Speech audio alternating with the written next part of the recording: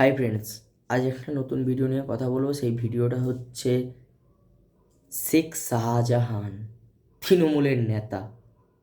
তৃণমূলের নেতা বললাম, হয়তো ভয় আমারও লাগছে। পশ্চিমবঙ্গে তো সত্যি কথা বলা যায় না, কারণ পশ্চিমবঙ্গে একটা যদি মানে জাস্টিস থেকে থাকে, বা পশ্চিমবঙ্গে একটা যদি লয়ারকে, এত বড় লয়ারকে, জাস্টিস গাঙ্গুলির মতো লয়ারের কথা বলছি আমি, তাদেরকে যদি হুমকি দেওয়া হয়, আমার তো ইচিং বিচিং।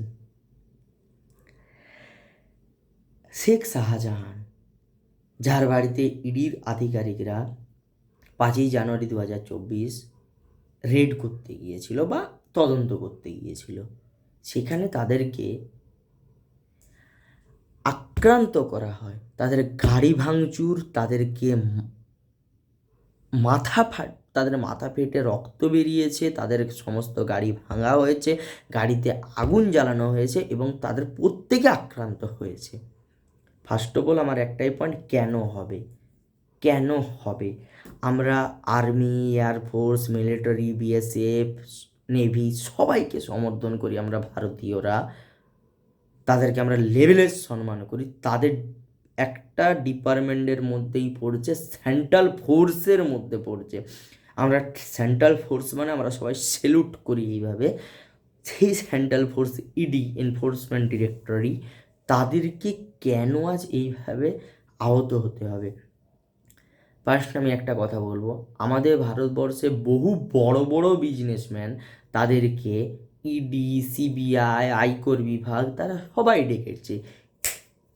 এই শুধু তুড়ি মেরে না, তারা সেখান থেকে বেরিয়ে এসেছে যে তারা এই জবাবটা দিয়ে এসেছে, আমরা 20 কোটি টাকা জুতো পরতে পারি, 20 কোটি টাকা জুতো পরতে পারি। এত বড় কথা বললাম কারণ সেই কথাটা বলার মতো তাদের যোগ্যতা আছে, তারা সেই টাকাটা ইনকাম করে, তাই বলেছে।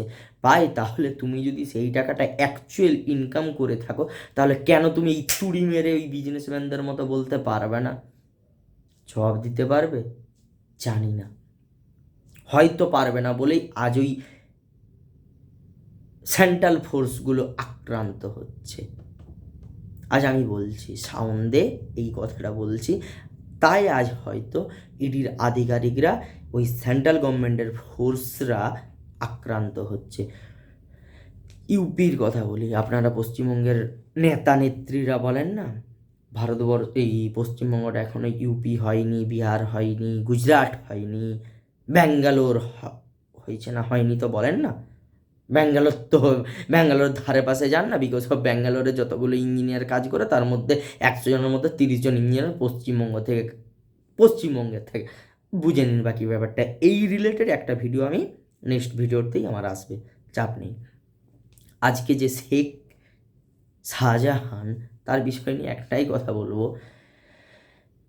কেন এই অত্যাচারটা আজকে ইডির অফিসারদেরকে ফেস করতে হলো? ইভেন তৃণমূলের সমস্ত নেতা নেত্রীরা, আমি কোনো পার্টি সমর্থন করি না, আগের দিয়ে বলে রাখলাম, আমি একজন কাট্টার সনাতনী, এটা বলতে পারি। এটা বলতে পারি, তার জন্য আমি আমার জীবনও দিতে পারি সনাতনের জন্য, আমার কোনো যায় আসে না। কিন্তু আজ ভাই, কিসের এত ভয়? আমি তো এক্সাম্পল দিলাম, বড় বড় বিজনেসম্যান, তাদেরকে ডাকা হয়েছে, তারা গেছে, তুড়ি মেরে বেরিয়ে চলে এসেছে। ভাই, তোমাকে ডেকেছে, তুমি যদি যোগ্য অ্যান্সার দিতে পারো, তোমার যদি টাকা না আসে, তাহলে তুমি দিতে পারবে না, তুমি চলে যাবে। সিম্পল হিসেব একটা।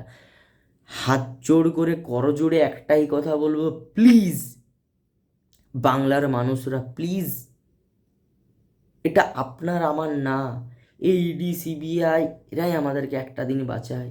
আমাদের যদি কোনো তদন্ত আমরা স্যাটিসফাই না হই না, আমরা একটাই কথা বলি, ইডির কাছে যাক বা সিবিআই এর কাছে যাক, তখন বা কোর্টে গিয়ে যদি আমরা কথা বলি, এটাই বলে, পাওয়ারটা এমন কারোর হাতে দেবেন না যেখানে পাওয়ারটাকে নিয়ে ছিনিমিনি খেলা হয়।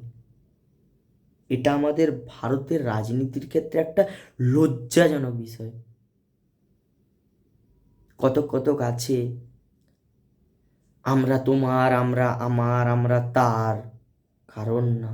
এটা বুঝুন, দয়া করে বলছি, বুঝুন। এটা করজোড়ে রিকোয়েস্ট আপনাদের, আমার বাংলাভাষীর কাছে। আমি কোনো নেতা না, আমি কোনো কিছু না, আমি একটা আম পাবলিক, আমি একটা ইউটিউবার। দয়া করে বলছি আপনাদেরকে, শেখ শাহজাহান যে জিনিসটা ঘটিয়েছে না, মাথা নত করে দেওয়ার কাছে ভারতের বাকি জেলার কাছে। সিরিয়াসলি বলছি, একটা ইডির আধিকারিক। কেন ভাই? তুমি 3-4 হাজার লোক, আমি এই তুড়ি মেরে আমি হয়তো 3-4 হাজার লোক জোগাড় করে দেবো। আমি 3 লাখ টাকা খরচা করতে পারবো, 10 হাজার লোক জোগাড় করে দেবো। এটা এটা ফ্যাক্ট। জোগাড় হয়ে যাবে, কোনো চাপ নেই, লাভ নেই আলটিমেটলি তোমার। ইভেন আবার এটাও শোনা যাচ্ছে সে হয়তো বর্ডার ক্রস করে চলে গেছে। মানেটা বুঝুন, বোঝার সময় এসেছে। এখানে হিন্দু মুসলিম খ্রিস্টান কারোর কিচ্ছু না, আলটিমেটলি বাংলার গান যাচ্ছে মারা। ওপেন বলছি কথাটা, আজ বলতে হয়তো বাধ্য হচ্ছি। প্লিজ বুঝুন আপনারা। এই কটা কথা বলে আজকের ভিডিওটা সমাপ্ত করব। জয় শ্রীরাম, বোম বলে হার।